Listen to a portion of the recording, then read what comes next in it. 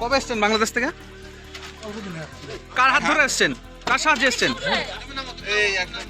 বাংলাদেশ থেকে কবে এসছেন? আর এই বাকিরা আপনার কার কে হয়? সহযোগিতায় এসছেন? তা এরা আই কার্ড আধার কার্ড এগুলো পেলো কোথা থেকে? আপনি বাংলাদেশে, আপনার পরিবার ইন্ডিয়ান? আচ্ছা, আপনার কোথায় যাওয়ার কথা ছিল? কে করে দিয়েছিল আই কার্ড আধার কার্ড গুলো? কারা করে দিয়েছিল? নান্নু মৃধা, এ হচ্ছে বাংলাদেশে বাড়ি। এর বিরুদ্ধে 14 ফরেনার্স অ্যাক্টের অভিযোগ আনা হয়েছে, আর বাদবাকি 14C ফরেনার্স অ্যাক্টের অভিযোগ আনা হয়েছে। এর সবই মেয়ে, এবং এরা সব দিল্লিতে বসবাস করত।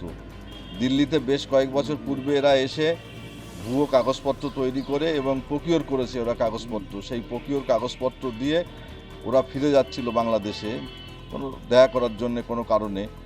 সেই পরিপ্রেক্ষিতে বনগাঁ থানার পুলিশ তাকে গ্রেপ্তার করার পরে তাদের কোনো ভ্যালিড ডকুমেন্টস অথবা পাসপোর্ট দেখাতে পারেনি।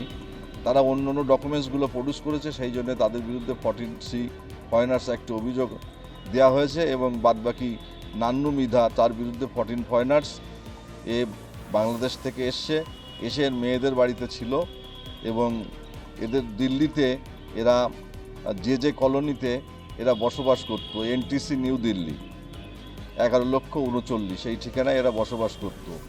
এইভাবে বাংলাদেশ থেকে 3 মেয়ে, এবং বাংলাদেশ থেকে বসবাস করাকালীন এরা এদেশে চলে আসার পরে দিল্লিতে থাকার পরে এরা কাগজপত্র তৈরি করে। এরকম ঘটনা আমরা বিভিন্ন ক্ষেত্রে লক্ষ্য করছি, এবং বিশেষ করে আমাদের বনগাঁ মহকুমায় আমাদের জেলা পুলিশ সুপারের নেতৃত্বে এইগুলো বিশেষ নজর দেওয়া হয়েছে যে এরকম একটা পরিস্থিতি চলছে যে বাংলাদেশ থেকে এসে যারা ভুয়ো কাগজপত্র তৈরি করে এখানে ভারতীয় নাগরিক হয়ে যাচ্ছে, সেইগুলোর ব্যাপারে কড়া পদক্ষেপ দেওয়া হয়েছে।